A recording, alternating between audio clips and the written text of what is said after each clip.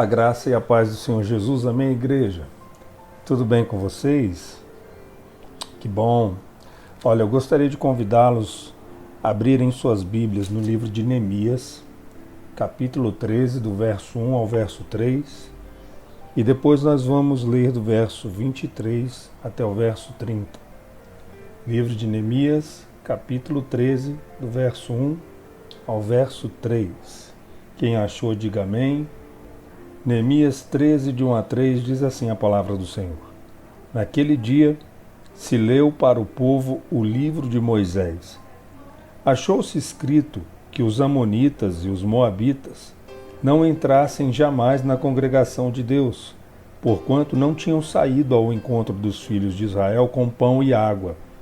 Antes, assalariaram contra eles Balaão para os amaldiçoar. Mas o nosso Deus converteu a maldição em bênção. Ouvindo eles, o povo, esta lei, apartaram de Israel todo elemento misto. Verso 23 até o verso 30. Vi também naqueles dias que judeus haviam casado com mulheres asdoditas, amonitas e moabitas. Seus filhos falavam meio asdodita e não sabiam falar judaico, mas a língua de seu respectivo povo. Contendi com eles, os amaldiçoei, e espanquei alguns deles.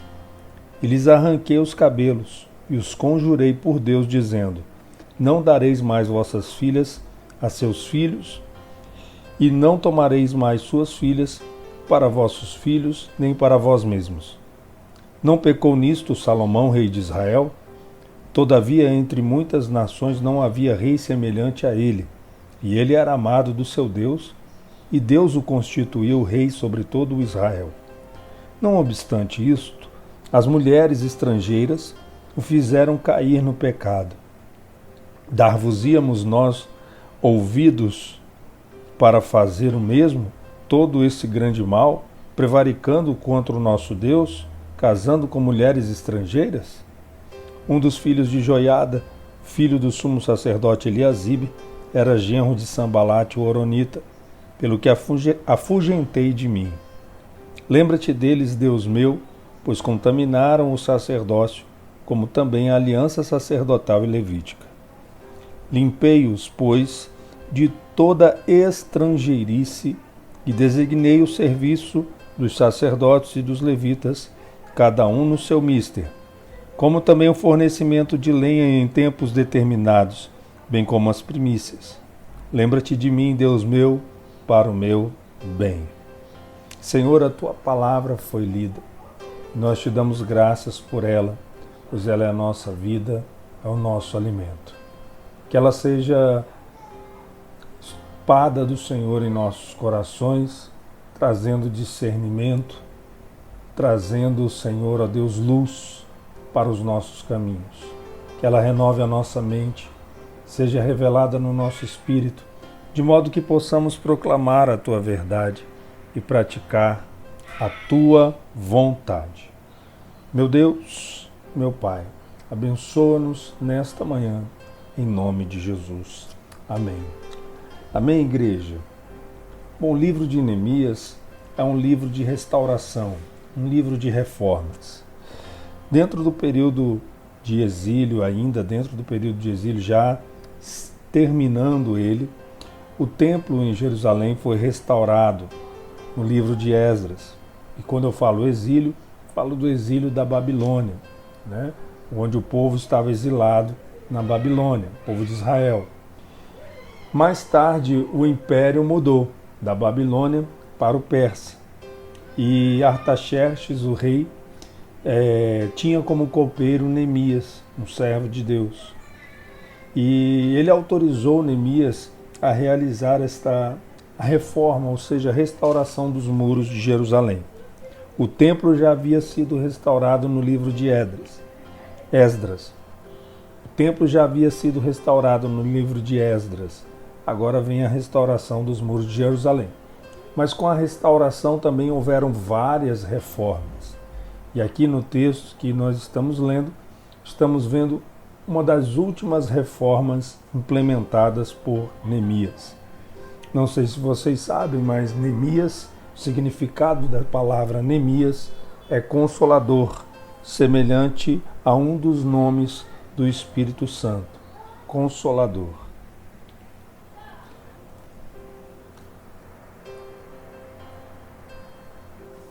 Bom, como acabamos de ler aqui no verso 30, Neemias declara aqui o seguinte: limpei-os, pois, de toda estrangeirice e designei o serviço dos sacerdotes e dos levitas, que são estrangeirices. As estrangeirices é o título da nossa reflexão, mas estrangeirices significam costumes ou comportamentos estranhos. Algo semelhante ou algo parecido com as estrangeirices é o estrangeirismo. Estrangeirismo é uma figura de linguagem. É quando uma cultura estrangeira ou parte dela é incorporada por outra cultura distinta. Por exemplo, na língua portuguesa nós temos muitos exemplos sobre isso. A presença do estrangeirismo em nosso idioma. Existem algumas palavras de origem americana, francesa e até espanhola em nosso vocabulário. Por exemplo, gourmet, menu, a pronúncia correta é menu, não menu, embora a gente fale menu. Stand-by, as pessoas não falam mais de fazer um intervalo para o lanche, elas falam agora coffee break, né? Esse fenômeno se multiplicou com o advento do computador, da internet, né? Onde ninguém mais fala em baixar um arquivo, e sim em fazer um download, enviar um arquivo, fazer um upload, e por aí vai. Sem falar nos métodos de pesquisa ou de ensino, ou materiais, tecnologias que são de origem norte-americana e os termos de operacionalização desses sistemas, dessas tecnologias, são dados em inglês e a gente tem que usar a língua inglesa para falar cada procedimento, né? Então, por exemplo, uma empresa de comunicação, uma empresa de administração, uma empresa que atende clientes, ela, junto aos clientes, vai fazer um briefing, né? Ou se eles estão tentando produzir algo ou ter uma ideia, eles chamam de brainstorming, que é chuva de ideias. Ou seja, por aí vai, os termos são diversos, a presença do estrangeirismo em nosso idioma é muito forte ultimamente, mas a estrangeirice nesse contexto é algo que vai além da cultura. O contexto bíblico que nós acabamos de ler vai além da cultura ou de um costume de um povo. A estrangeirice, ela fere um propósito de Deus para Israel e revela para nós um princípio espiritual. Deus odeia a mistura. Você pode repetir comigo? Deus odeia a mistura. Em Levítico, capítulo 10, versículo 10, já existia uma ordem de Deus para os sacerdotes no que diz respeito a fazer diferença entre o santo e o profano. Em Ezequiel, quando o profeta tem a visão da restauração do povo de Israel, incluindo o templo, incluindo os muros, incluindo o ministério sacerdotal. Dentro dessa visão, ele ressalta esse caráter de fazer distinção entre o santo e o profano. Ou seja, essa mesma ordem se repete nessa visão. No Antigo Testamento, mais especificamente aqui no livro de Neemias, a prática da estrangeirice, ela era marcada pelo pecado. A estrangeirice em si tratava-se de um pecado, de uma desobediência a uma ordem de Deus. Eu quero lembrar aqui que não somente em Levítico, mas também em Deuteronômio 23, de 2 a 6, havia uma ordem de Deus contra a mistura. Então vamos lá. Por que eu estou falando disso? O texto fala de um casamento misto do povo de Israel. E incluía nesse casamento sacerdotes e levitas. Era uma advertência, era uma exortação, mais do que uma advertência, era uma exortação, onde sacerdotes, levitas e algumas pessoas do povo também se casaram com asdoditas. Quem eram os asdoditas? Os asdoditas eram um povo situado nas planícies da Filístia, ou seja, na região filisteia. Os filisteus eram inimigos ferrenhos do povo de Israel. Então esse povo se situava nas planícies da Filístia. E esse povo ficou irado quando soube da restauração dos muros de Jerusalém. Assim como na restauração dos muros de Jerusalém, assim como havia nações que não queriam o bem de Israel, assim o inimigo também não quer ver o seu bem. Já parou para pensar em todas as vezes ou todas as resistências que houveram quando você está implementando alguma reforma espiritual na sua vida? Todas as vezes que você quer caminhar na direção da obediência de Deus, a obediência a Deus, as resistências que aparecem na sua vida. Então, esse povo era inimigo e odiou saber quando Deus começou a operar a restauração dos muros de Jerusalém. Então, sacerdotes, levitas e alguns do povo se casaram não somente com as asdoditas, mas eles também se casaram com amonitas e moabitas. Quem são os amonitas? Quem são os moabitas? Em outras mensagens aqui eu já falei quem são os amonitas. Eles são descendentes de uma relação incestuosa. Eles eram filhos de Ló com suas duas filhas.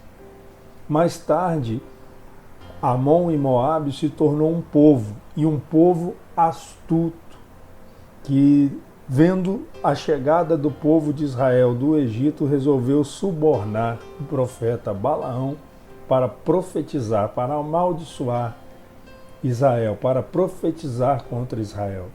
Era um povo que não prestou auxílio de pão e água a Israel quando este saía do Egito, e que aprenderam com Balaão a armar ciladas contra os israelitas.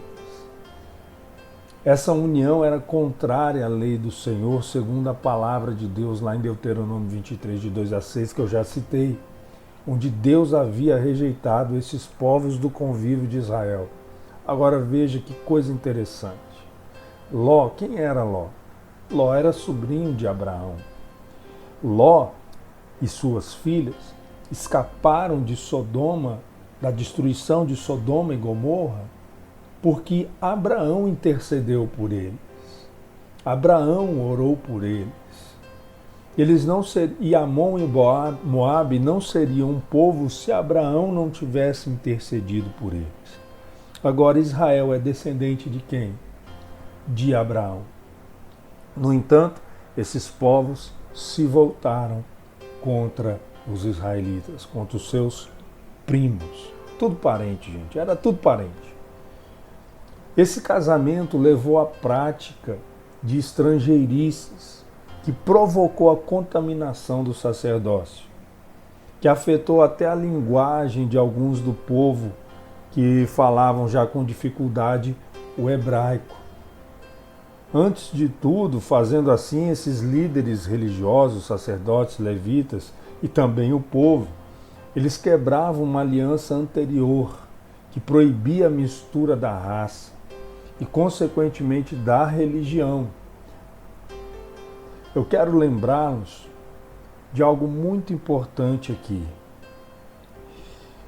A Torre de Babel, embora os homens tivessem uma motivação errada para construir a Torre de Babel, ela traz um princípio importante.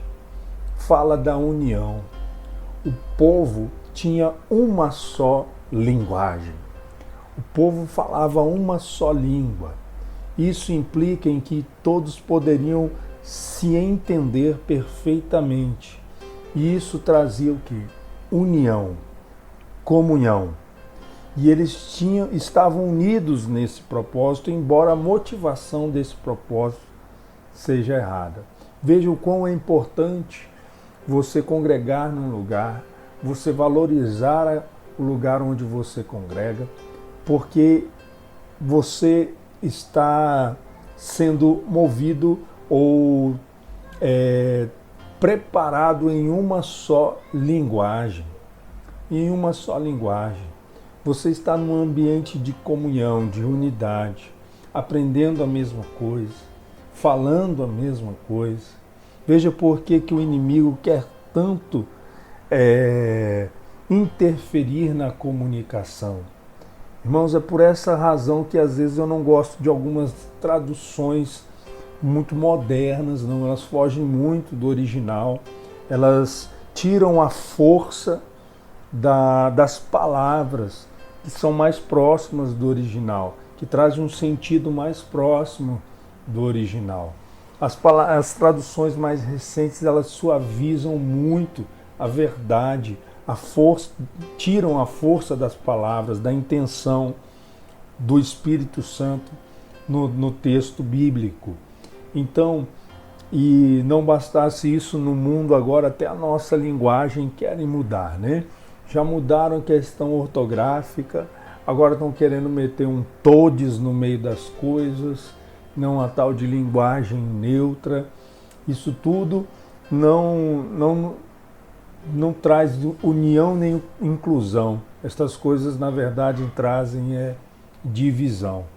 E se as pessoas estiverem divididas, é fácil conquistá-las. É fácil conquistá-las. Então, às vezes, o inimigo quer isso. Quer dividir na sua família, quer dividir na sua casa, quer dividir dentro da igreja, para poder conquistar. Então, veja como a questão da linguagem aqui era muito forte, muito forte. E não apenas era uma questão de casamento. Escute uma coisa, isso nos ensina que o casamento é mais que uma união de corpos. Existe uma verdade bíblica, uma verdade espiritual aqui por trás disso aqui. A união ou o casamento é mais do que uma união de corpos. Na verdade, é uma união da carne que vem depois da união do espírito e da alma. O que é o casamento em si, na verdade? É primeiramente a união do espírito. Possuímos a mesma fé, cremos no mesmo Deus, né? O espírito morto não pode casar com o espírito vivo. Então os dois têm que estar vivos, isso fala da fé. Né? A união da alma é quando os dois entendem o propósito, estão no mesmo sentimento, concordam com tudo, né? A respeito não somente de sua fé, mas também daquilo que eles almejam para as suas vidas. Então eles ficam noivos. E quando vem o casamento, vem as núpcias, vem então a união da carne.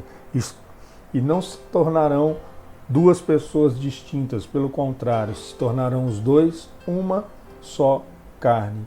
Então é uma união do espírito, é uma união da alma, é uma união do corpo ou da carne.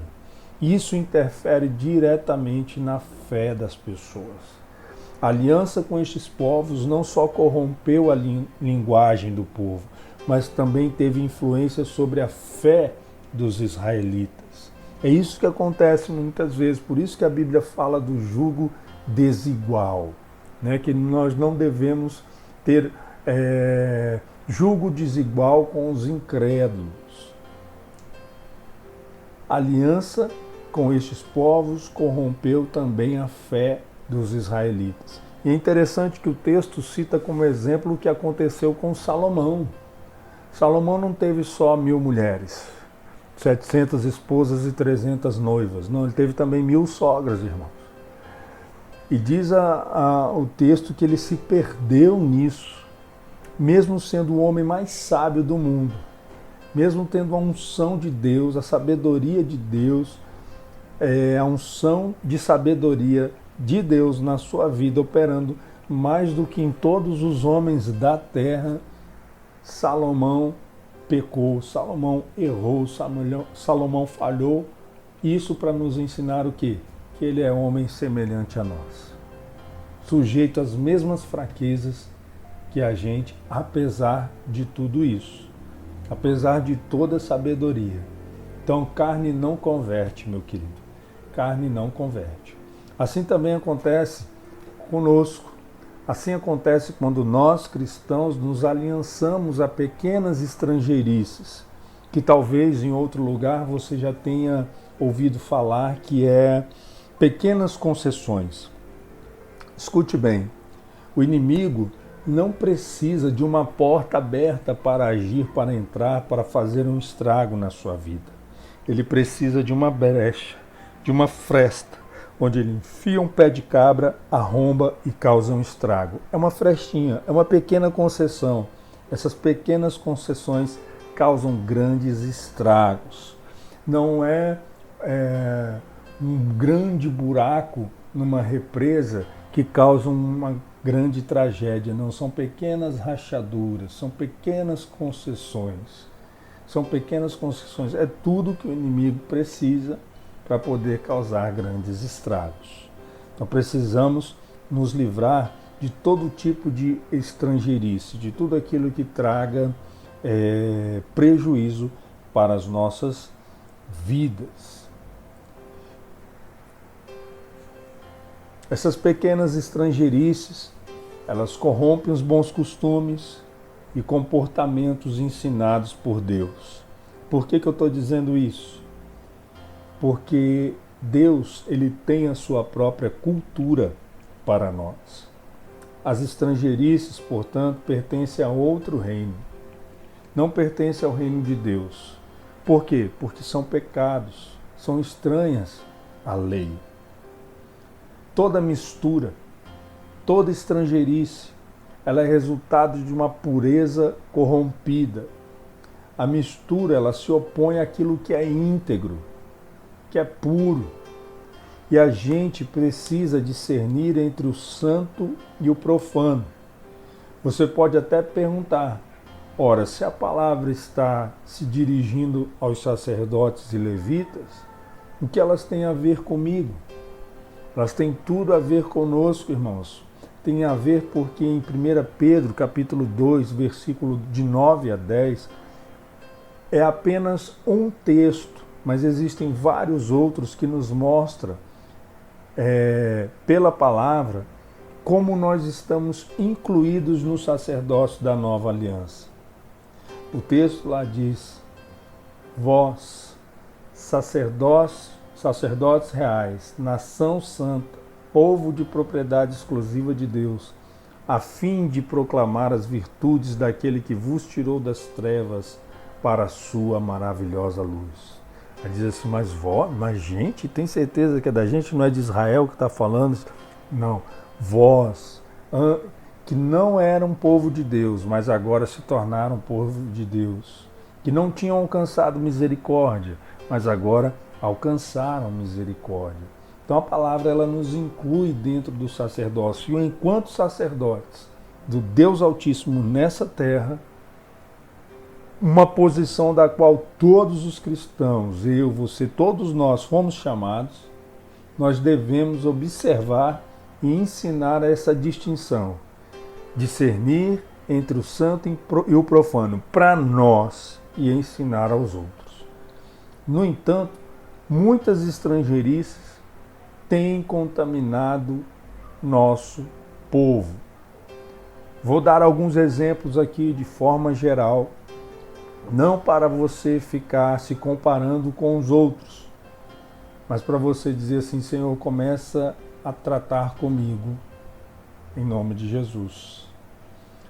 No Novo Testamento nós temos uma palavra neste mesmo sentido, de fazer diferença entre o santo e o profano, que atualiza a verdade que nós acabamos de citar anteriormente.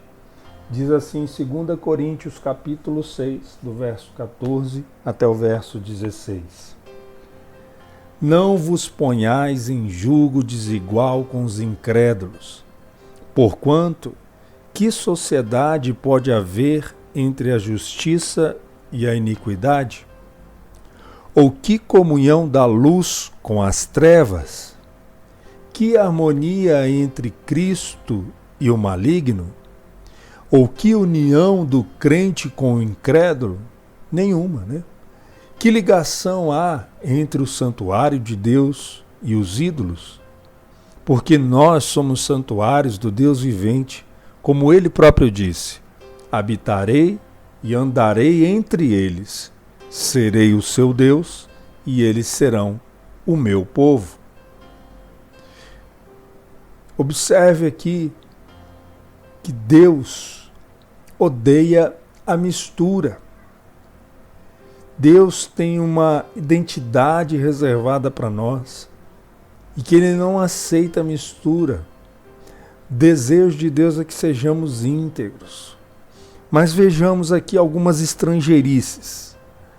Essas estrangeirices estão se tornando presentes na vida da igreja e nós não podemos comungar com isso.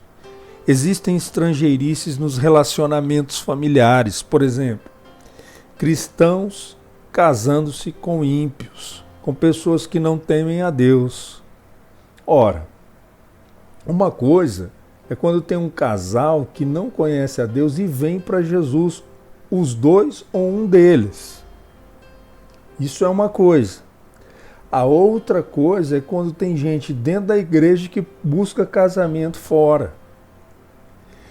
Então, divórcios de cristãos acontecendo aí de forma, às vezes, até natural em alguns lugares. Filhos cristãos em rebeldia, adultérios entre cristãos, abandonos, promiscuidade, defraudação entre jovens. Ou seja, a lista é grande, somente na área de relacionamentos familiares. Mas existem também estrangeirices nos relacionamentos entre irmãos. São ciúmes, divisões, competitividade ou porfia, inimizades e por aí vai. Estrangeirices na vida social dos membros da igreja, gente. Perdeu-se o temor do Senhor e também o temor pela palavra de Deus. Nos negócios, sabe aqueles negócios por debaixo do pano, nas relações interpessoais, na política. Gente, é triste ver ofensas entre irmãos nas redes sociais. Existem as estrangeirices nos púlpitos, pastores se divorciando, casando-se novamente, líderes se rebelando contra pastores, pastores oprimindo ovelhas, atividades que imitam o mundo sem a aprovação de Deus, porque você sabe que com a aprovação de Deus vem a sabedoria do alto, né, para realizá-las. Mas também tem manipulação dos fiéis, aquelas pregações almáticas que alegram mais o coração do que produzem transformação. Existem estrangeirices no vestuário da igreja. Pessoas cuja roupa é menor que a Bíblia que carregam. Modelitos sensuais. Estampas com dizeres ou símbolos mundanos ou malignos. Cuecas e calcinhas à mostra, é um desfile. Existem estrangeirices na linguagem dos irmãos, palavrões, mentiras, maledicências, que é o falar mal, julgamentos, difamações, murmurações e tantas outras estrangeirices na linguagem dos irmãos. Como eu disse anteriormente, a estrangeirice, que é uma mistura, ela afeta a pureza, afeta aquilo que é íntegro, que é santo. É necessário que a gente se livre das estrangeirices. Lá em Hebreus capítulo 12, verso 1, a palavra de Deus diz assim: tendo em vista a grande nuvem de testemunha que nos rodeia, corramos com perseverança a carreira que nos está proposta, desembaraçando-nos de todo o pecado que perseverantemente nos assedia. Corramos corramos, ou seja, desembaraçando ou nos livrando de toda estrangeirice. É uma forma diferente de dizer a mesma coisa. Mas observe um detalhe interessante. O despertar para se livrar de toda estrangeirice veio quando a palavra foi lida. Olha que coisa interessante. Olha que coisa maravilhosa. É muito mais que interessante. De acordo com a Torá, que é o livro da lei, Gênesis, Êxodo, Levítico, Número, Deuteronômio, esses 5 livros são a Torá. É o livro da lei. Ele mesmo, o livro da lei, deveria ser lido para toda a congregação de Israel de 7 em 7 anos. Isso também é reformado no livro de Neemias. O livro de Neemias, então, fala de restauração.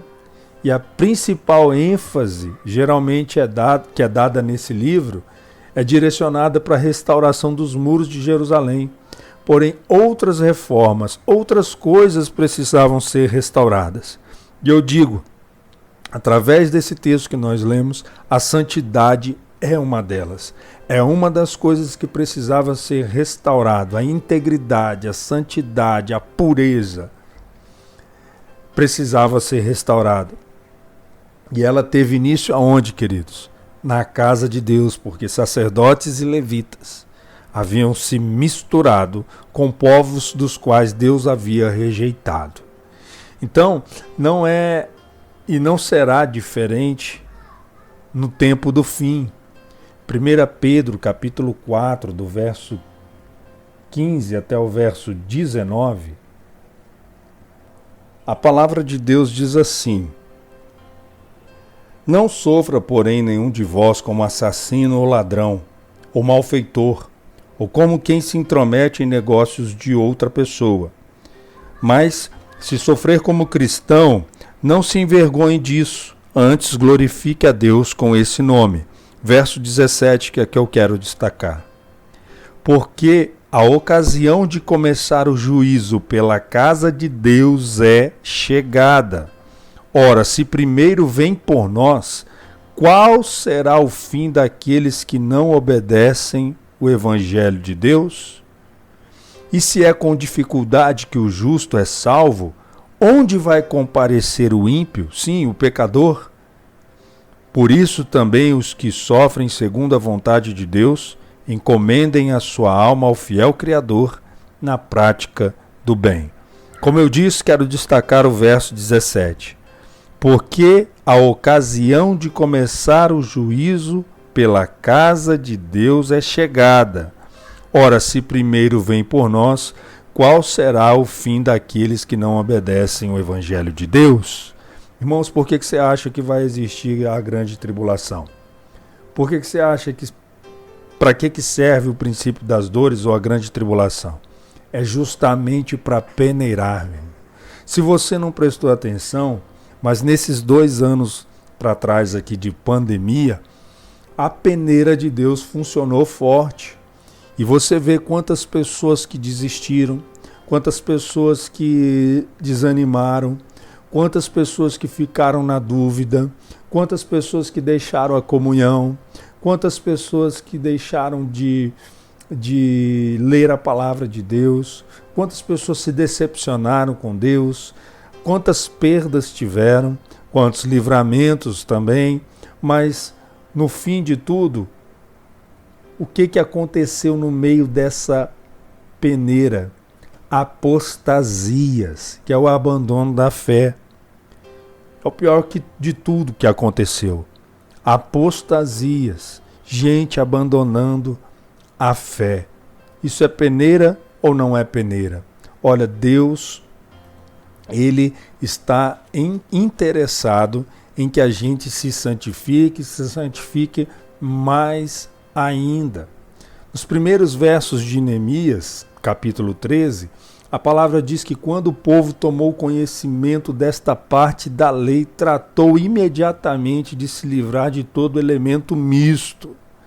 Isso nos faz lembrar a palavra de Jesus que diz: santifica-os na verdade, a tua palavra é a verdade. João 17:17. Talvez seja por falta de conhecimento da palavra que muitas estrangeirices ganharam lugar em nossas vidas e, consequentemente, em nossas igrejas.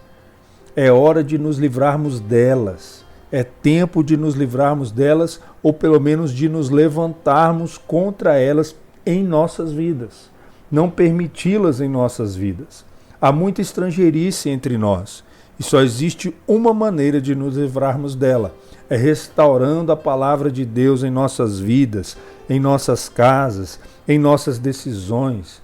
E isso também trazendo uma forte confrontação, não para os outros, mas para nós mesmos, nos expondo à confrontação da verdade de Deus em nós. E precisamos colocar as coisas em ordem, porque Deus, acredite, Deus é um Deus de ordem. Então, antes de terminar, é importante destacar aqui que a postura contra a estrangeirice ela é radical. Observe o que fez Neemias. Agora, Neemias fez aquilo segundo a carne, mas na nova aliança, Deus faz isso de uma forma mais profunda. Ela trata isso no nosso espírito, na nossa alma. Lembra apenas o que Jesus disse em Mateus 18, de 7 a 8. Se a tua mão ou o teu pé te faz tropeçar, corta-o.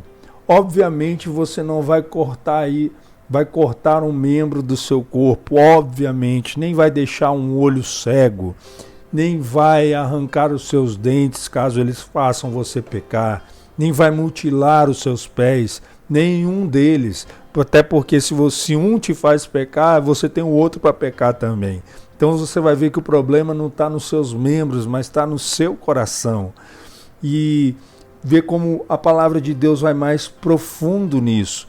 Trata também de forma radical, por isso é importante você orar e dizer: Senhor, toda planta, toda semente, tudo aquilo que foi plantado, jogado no meu coração, que não foi o Senhor que plantou, que não foi o Senhor que semeou, seja desarraigado da minha vida, toda estrangeirice, todo mau pensamento, todo mau desejo seja desarraigado. Mas você tem que orar, porque a sua oração autoriza o agir de Deus.